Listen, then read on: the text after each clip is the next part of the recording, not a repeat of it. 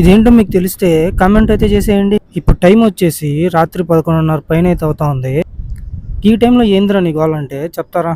ఇదే అయ్యప్ప స్వామి ప్రసాదం అనమాట. ఈ ప్రసాదం ఎంతమందికి ఇష్టమో కమెంట్ అయితే చేసేయండి. నాకైతే మాత్రం పిచ్చికి ఇష్టం అనమాట. ఈ ప్రసాదం బాటిల్ని అయితే నేను ఇంటికి వెళ్ళిన రోజే చూసిన.